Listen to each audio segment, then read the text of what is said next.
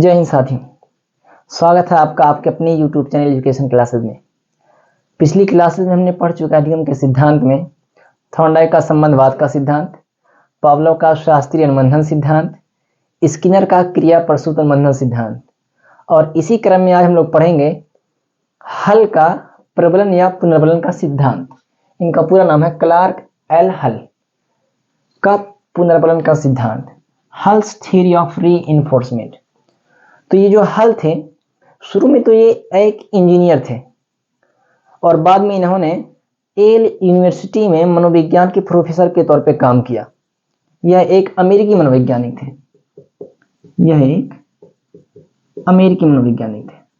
ठीक है। इन्होंने अपना जो सिद्धांत प्रस्तुत किया, उस सिद्धांत को एक बुक के माध्यम से लोगों के सामने प्रस्तुत किया। उस बुक का नाम है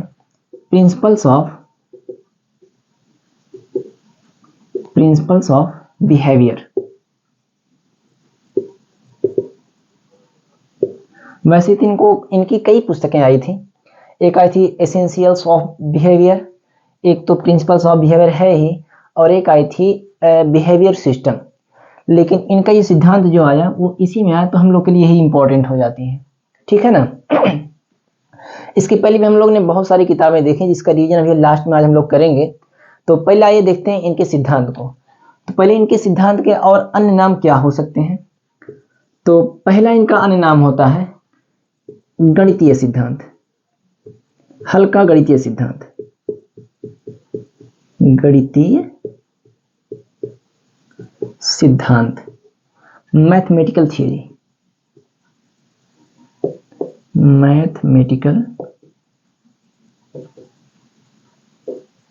थ्योरी। और नाम क्या हो सकता है? परिकल्पित निगमन थ्योरी,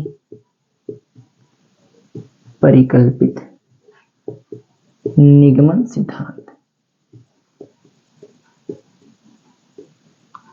इंग्लिश में इसको कहेंगे परिकल्पित, हाइपोथेटिकल डिडक्टिव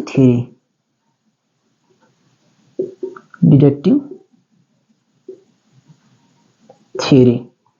और इसे क्या कह सकते हैं हम लोग? तो अन्य नाम इसका जो आता है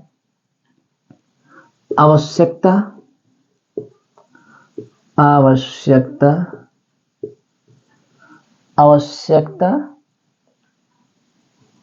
अवकलन सिद्धांत।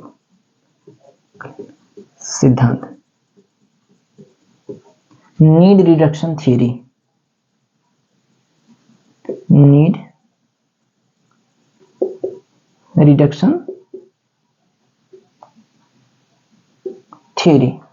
और इसके क्या नाम हो सकते हैं? जैविकी अनुकूलन सिद्धांत, जैविकी अनुकूलन सिद्धांत।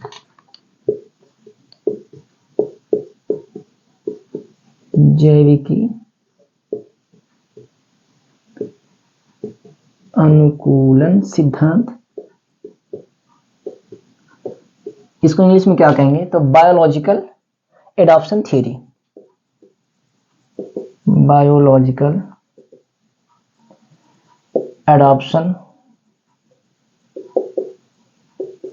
थ्योरी, ठीक है ना। प्ररोध न्यूनता सिद्धांत, अन्य नामों से भी जाने जाता है इसको, लेकिन मेनली क्या है? हल के प्रबलन का सिद्धांत या पुनर्बलन के सिद्धांत को गणितीय सिद्धांत, मैथमेटिकल थ्योरी, परिकल्पित निगमन सिद्धांत, हाइपोथेटिकल डिडक्टिव थ्योरी, आवश्यकता अवकलन सिद्धांत, नीड रिडक्शन थ्योरी, जैविकी अनुकूलन सिद्धांत, बायोलॉजिकल एडॉप्शन थ्योरी, या प्ररोध न्यूनतम सिद्धांत, अनुकूलन सिद्धांत, कई नाम से इसको हम लोग कई नामों से ही जाना जाता है। ठीक है ना। तो इन्होंने अपने सिद्धांत में ये बात ये कही, ये एक इंजीनियर थे, अपनी बात को जो रखा वो गणितीय विस्तार के रूप में दिया, इस वजह से इसको गणितीय सिद्धांत का नाम दिया गया। परिकल्पित निगमन थ्योरी क्यों किया गया? इन्होंने जो अपना सिद्धांत दिया, वो अपने 17 स्वयं सिद्ध मान्यताओं के आधार पर दिया। स्वयं सिद्ध मान्यताओं, स्वयं सिद्ध का मतलब स्वयं माने खुद, सिद्ध मान्यता का मतलब अपने मन से कुछ स्व प्रमाणित कथन दिए और उसी स्व प्रमाणित कथन के आधार पे इन्होंने 133 प्रमेय, इन्हीं 17 स्वयं सिद्ध मान्यताओं को समझाने के लिए या इसी को और व्याख्यात करने के लिए 133 प्रमेयों का इन्होंने सहारा लिया, क्योंकि ये जो 17 स्वयं सिद्ध मान्यताएं थीं इनकी जांच प्रत्यक्ष रूप से जांच करना संभव नहीं था और उसी को स्पष्ट करने के लिए इन्होंने 133 प्रमेयों को दिया और इसी वजह से इसका नाम पड़ गया परिकल्पित। अपने मन से इसे थ्योरी दे दिए कि हाँ ये बात हो सकती है, सही है, और उसी को सिद्ध करने के लिए 133 प्रमेय दिए। इस वजह से इसका नाम पड़ गया परिकल्पित निगमन सिद्धांत। आवश्यकता अवकलन सिद्धांत और जैविक अनुकूलन सिद्धांत के हैं, तो इन्होंने जब इन 17 स्वयं सिद्ध मान्यताओं में अपनी बात को रखा और इन्होंने कहा कि जब किसी व्यक्ति को या जब किसी प्राणी को किसी चीज की कमी या आवश्यकता महसूस होती है तो वो क्रिया करता है, और जब क्रिया के द्वारा उस कमी को दूर कर लेता है या अपनी समस्या का समाधान कर लेता है, यानी उस समस्या समाधान की विधि को जान गया, यानी उसके अंदर अधिगम हो गया। और उसी अधिगम को इन्होंने क्या कहा कि आवश्यकता अवकलन, अधिगम जो हो रहा है वो आवश्यकता को अवकलन कम करने के लिए वो अधिगम हो रहा है, और जब उस आवश्यकता को कम करना या दूर करना व्यक्ति जान गया यानी सीख लिया।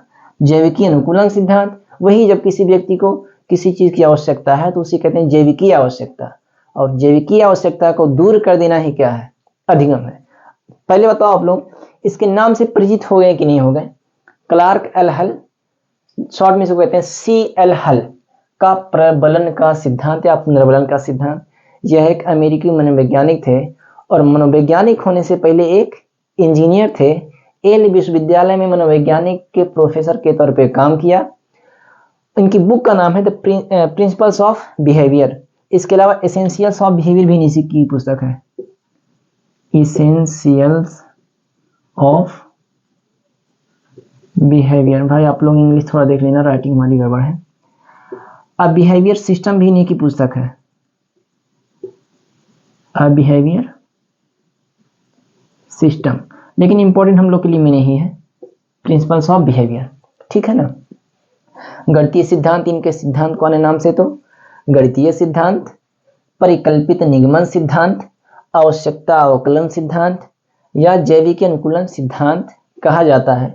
इन्होंने अपने सिद्धांत को 17 स्वयं सिद्ध मान्यताओं तथा 133 प्रमेयों के आधार पर प्रस्तुत किया, या 17 स्वयं सिद्ध मान्यताओं तथा 133 प्रमेयों के माध्यम से प्रस्तुत किया। आइए देखते हैं इन्होंने क्या कहा। नाम आप लोग जान गए, स्क्रीनशॉट लेना चाह रहे हैं तो ले लीजिए, अन्यथा साथ में नोट कर रहे हैं तो कोई बात नहीं, मिटा रहे इसको।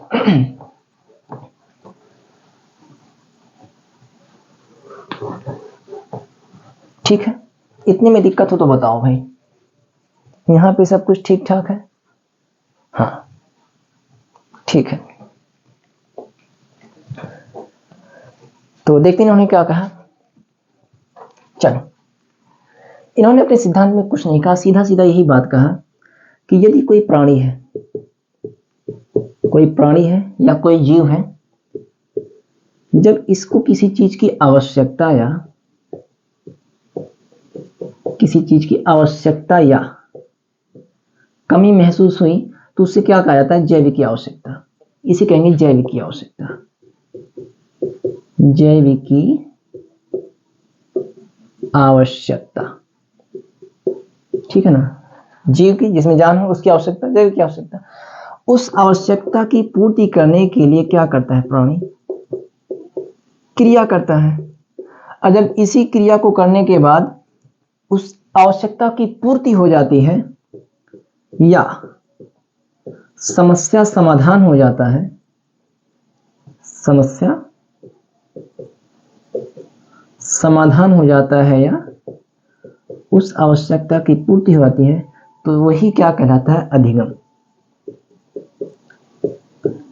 ठीक है, तो जब किसी भी व्यक्ति को किसी चीज की आवश्यकता या कमी महसूस हुई तो उसे कहते हैं जैविक आवश्यकता। उसकी पूर्ति के लिए व्यक्ति क्रिया करता है, और जब क्रिया के पश्चात उसकी प्राप्ति हो जाती है तो उस आवश्यकता को दूर करने की विधि को ये जान जाता है और सीख लेता है कि इस कमी को कैसे दूर करना, वही कहलाता है क्या, अधिगम। इसी बात को इन्होंने विश्लेषित करके 17 स्वयं सिद्ध मान्यताओं और 133 प्रयोगों में खंडवत या छोटे छोटे टुकड़ों में रखा कि जब आवश्यकता हुई तो कौन सा व्यवहार करेगा, कौन सा व्यवहार प्रभावशाली रहेगा, कौन सा प्रभाव अनर्थक व्यवहार में जाएगा। तो उससे हम लोग को कुछ नहीं लेना देना है। बस अगर पूछ लिए गणितीय सिद्धांत किसने दिया तो हल ने दिया, प्ररोध न्यूनता का सिद्धांत किसने दिया तो हल ने दिया, पुनर्बलन का सिद्धांत किसने दिया तो हल ने दिया, जैविकीय अनुकूलन का सिद्धांत किसने दिया तो हल ने दिया, जैविकीय आवश्यकता का सिद्धांत किसने दिया तो हल ने दिया। ठीक है ना, जो कुछ भी क्वेश्चन पूछे उसमें क्या आएगा, हल ने दिया। और इन्होंने क्या कहा कि जब भी व्यक्ति को किसी भी चीज की आवश्यकता हुई तो वो स्वयं अनुक्रिया करके उस चीज की पूर्ति कर लेगा, यानी वो चीज प्राप्त करना सीख लेगा। तो उसी को इन्होंने क्या कहा कि व्यक्ति एक स्वसंचालित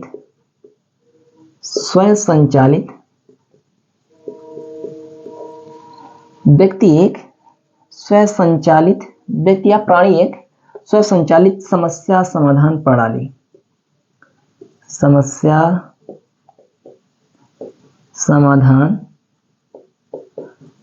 प्रणाली है।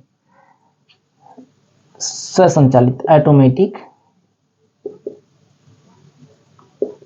ऑटोमेटिक प्रॉब्लम सॉल्विंग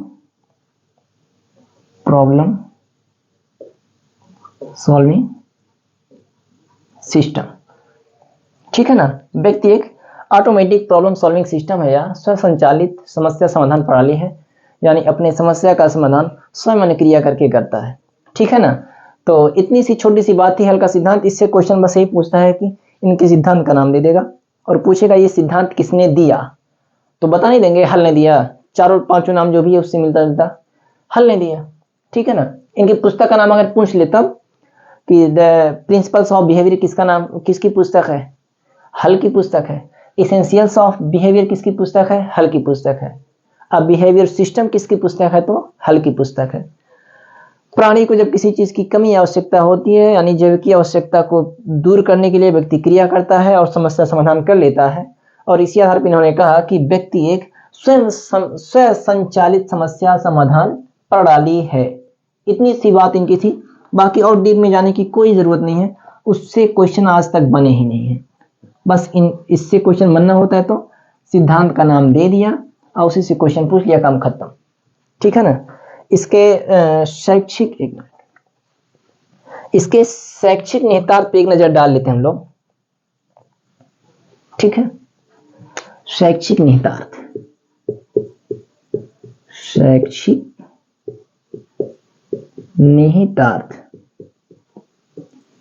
एजुकेशनल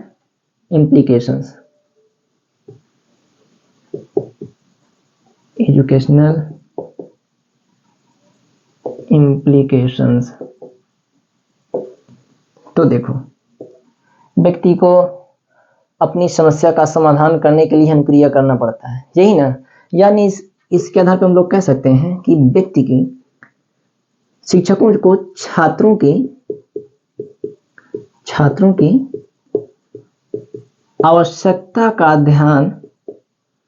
आवश्यकताओं को ध्यान में रखकर ही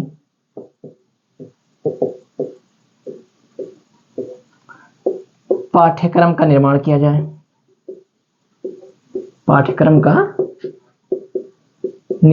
जाए। ठीक है, और क्या कह सकते हैं इसके शैक्षिक निहितार्थ में, तो व्यक्तिगत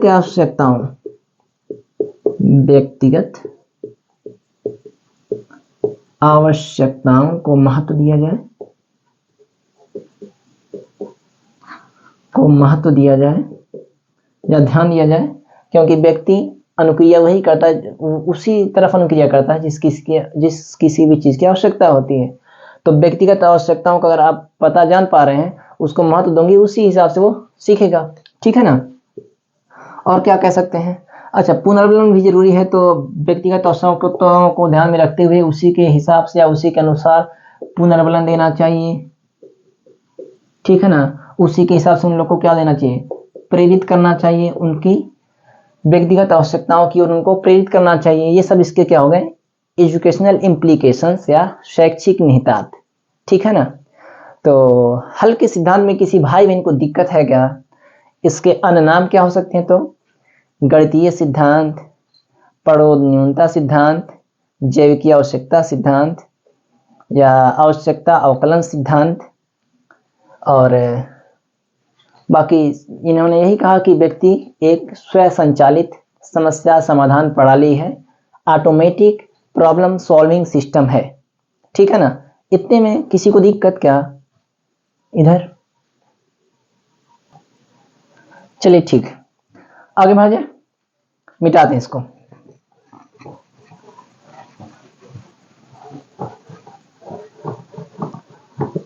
चलिए आगे हम लोग देखेंगे गुथरी का समीपता का सिद्धांत, समीपता अनुबंधन सिद्धांत, कॉन्टिग्यूअस कंडीशनिंग थ्योरी। गुथरी का, इनका पूरा नाम था एडविन रे गुथरी, RAY रे। गुथरी का समीपता अनुबंधन सिद्धांत, अनुबंधन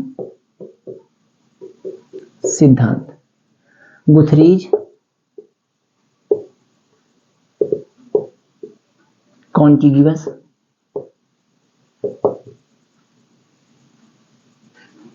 कंडीशनिंग थ्योरी।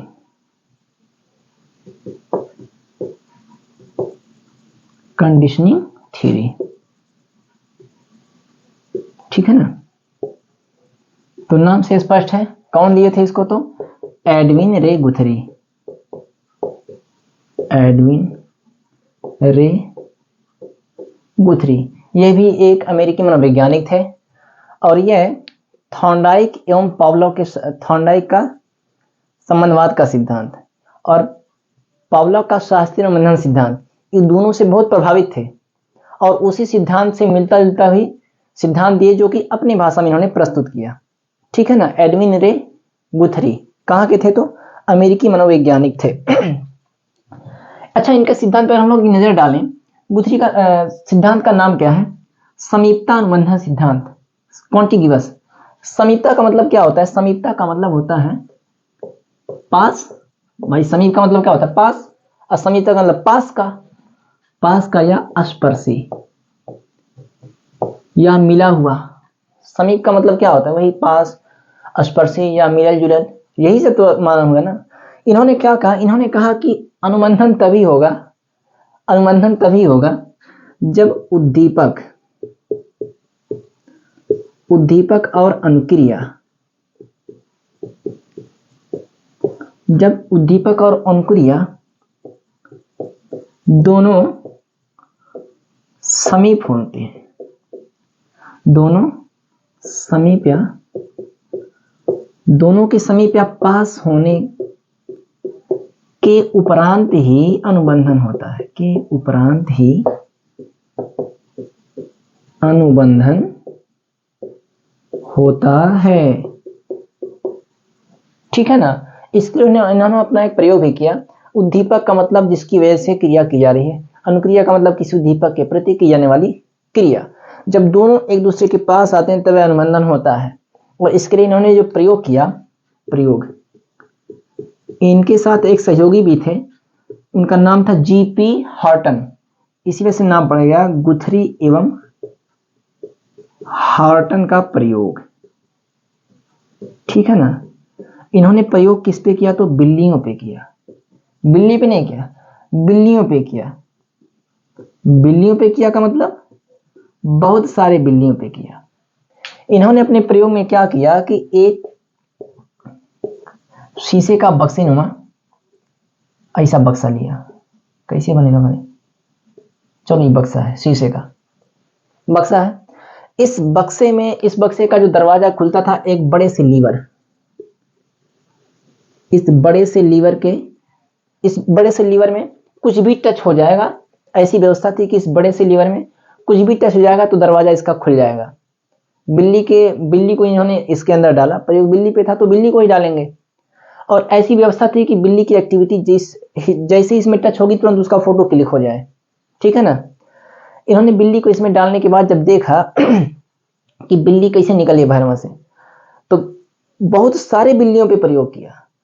अगर एक बिल्ली को इसमें डाले और उस बिल्ली का दायां पंजा इस लीवर में लगा, इस लीवर में कुछ भी टच होगा तो दरवाजा खुलेगा। अगर किसी बिल्ली का दायां पंजा इसमें लगा, दरवाजा खुल गया, तो वो बिल्ली इस दरवाजे को खोलने का तरीका जो जानेगी वो पंजे से ही, दाएं पंजे से ही खोलने का तरीका जानेगी।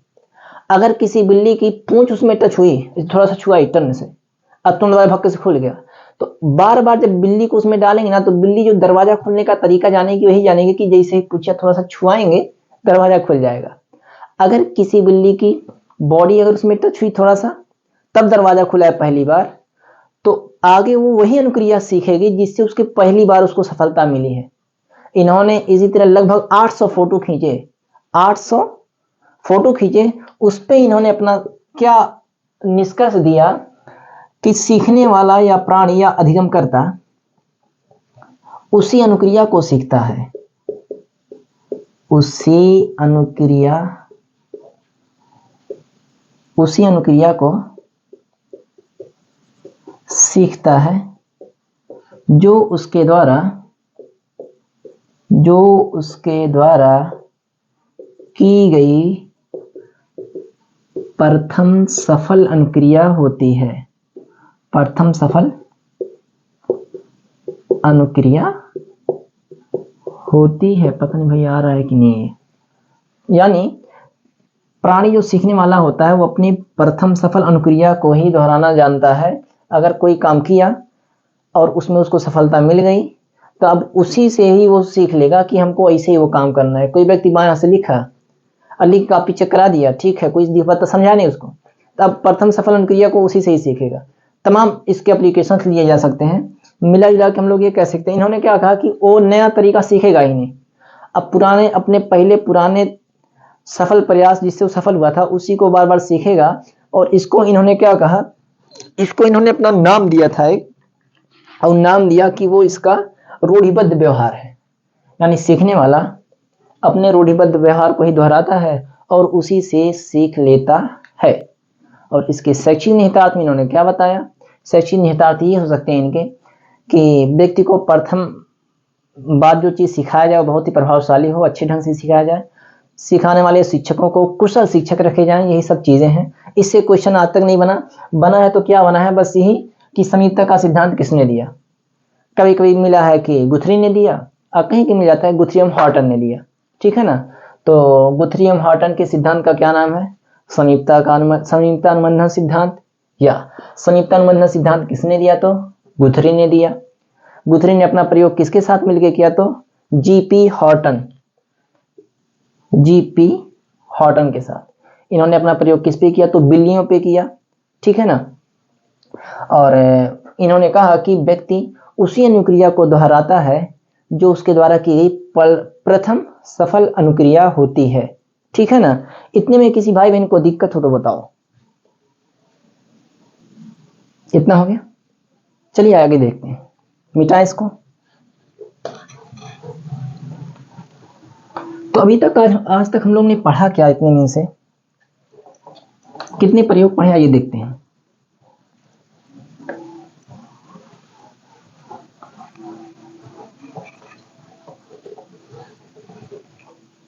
ठीक है, देखा जाए। अभी तक हम लोग पढ़े क्या, तो सिद्धांत में हम लोग क्या देखें। पहला हम लोग देखें थॉर्नडाइक का संबंधवाद का सिद्धांत। थॉर्नडाइक का संबंधवाद का सिद्धांत, इसे अन्य किस नाम से जानते हैं, तो प्रयत्न एवं भूल का सिद्धांत, प्रयास एवं त्रुटि का सिद्धांत, SR टाइप लर्निंग थ्योरी। और इसी सिद्धांत के आधार पर इन्होंने सीखने के 3 मुख्य नियम और 5 गौण नियम दिए। मुख्य नियम क्या थे, तत्परता, अभ्यास एवं तत्परता का सिद्धांत, अभ्यास का नियम और प्रभाव का नियम। इसे संतोष से असंतोष का नियम भी कहते हैं, ठीक है ना। इसके बाद हम लोग पढ़े थे पावलोव का शास्त्रीय अनुबंधन सिद्धांत। शास्त्रीय अनुबंधन सिद्धांत।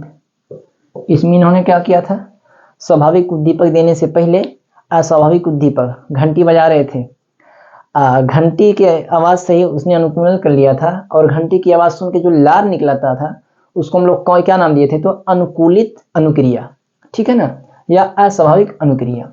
इसके बाद हम लोग क्या देखें, स्किनर का, स्किनर कैसे रहेगा भाई, स्किनर का क्रिया प्रसूत अनुबंधन सिद्धांत, क्रिया प्रसूत अनुबंधन सिद्धांत। क्रिया प्रसूत अनुबंधन सिद्धांत में क्या था, क्रिया स्वयं उत्पन्न हो रही थी, प्रसूत का मतलब था उत्पन्न होना, क्रिया स्वयं उत्पन्न हो रही थी और सही क्रिया उत्पन्न होने पे उस पर पुनर्बलन दिया जाता था, और क्रिया प्रसूत को वो दृढ़ कर लेता था और उसी के द्वारा वो सीखता था, ठीक है ना। इसमें क्या था, चूहा, ये क्या था, कुत्ता, ये क्या था, चूहा, एवं कबूतर भी थी। कबूतर में एक कुंजी थी, कुंजी पे चोंच मारने पे आता था क्या, दाना। पावलव कुत्ता, ये बिल्ली। और इसके बाद आज हम लोग क्या देखे हैं, CL हल, क्लार्क एल हल का प्रबलन का सिद्धांत, प्रबलन का सिद्धांत। और एक आज हम लोग देखें गुथरी का, गुथरी का समीपता अनुबंधन सिद्धांत, अनुबंधन सिद्धांत, ठीक है। इतना चीज देखें।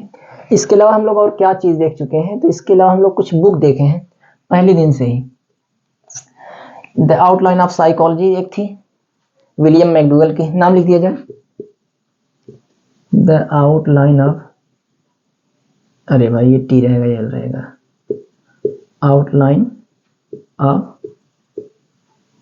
साइकोलॉजी, ये किसकी थी, तो विलियम मैकडूगल की, मैकडूगल की थी। और क्या हम लोग देखे थे, एनिमल इंटेलिजेंस,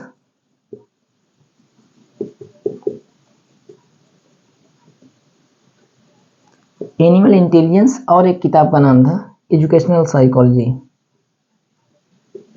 एजुकेशनल साइकोलॉजी। ये दोनों पुस्तक किसकी है, तो थॉर्नडाइक की है, थॉर्नडाइक। और कल हम लोग देखे थे जो स्किनर की एक पुस्तक का नाम देखे थे, the behaviour of organism, the behaviour of organism Skinner की थी, द बिहेवियर ऑफ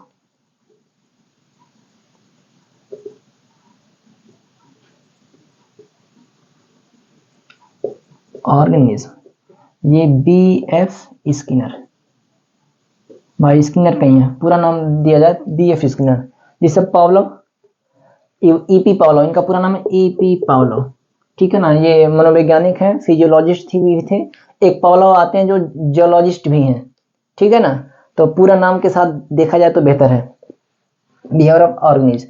आज एक पुस्तक हम लोग देखें, principles of behaviour,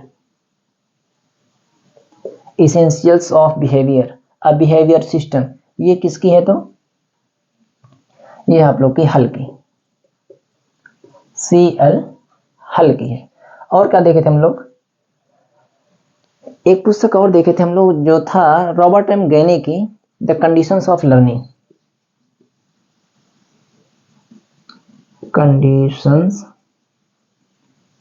of learning, ये दिए थे कम, रॉबर्ट M गैने। ये रॉबर्ट M गैने की पुस्तक को 2020 में पूछा है। द प्रिंसिपल्स ऑफ बिहेवियर ये 2018 में शायद पूछा था, द बिहेवियर 2018 में, ठीक है ना। तो धीरे धीरे हम लोग एक एक पुस्तक को भी याद करते चलेंगे, जिससे एक पुस्तक का भी हम लोग के पास कलेक्शन हो जाएगा पुस्तकों के नाम का। और ये इतना सिद्धांत हम लोग पढ़ चुके हैं, ये एक रिवीजन रहा है। आगे के सिद्धांत भी ये थे, संबंधवादी सिद्धांत, व्यवहारवादी सिद्धांत, व्यवहारवादी, और अगले क्लास से हम लोग पढ़ेंगे संज्ञानवादी सिद्धांत। ठीक है ना। तो बाकी आप लोग कोई समस्या हो देखने में समझने में, इंग्लिश थोड़ा ध्यान देना भाई, आप लोग हमारा इंग्लिश थोड़ा गड़बड़ है लिखने में। ठीक है ना। और कोई समस्या होगा तो आप लोग मैसेज कर सकते हो, कमेंट कर सकते हो। बाकी वीडियो अच्छी लगे, काम की लगे तो पूरा देखो, लाइक करो, सब्सक्राइब करो, शेयर करो अपने मित्रों के साथ, जो भी हैं आप लोग के हित मित्र यार दोस्त। और बाकी मिलते हैं कल। धन्यवाद आप लोग का।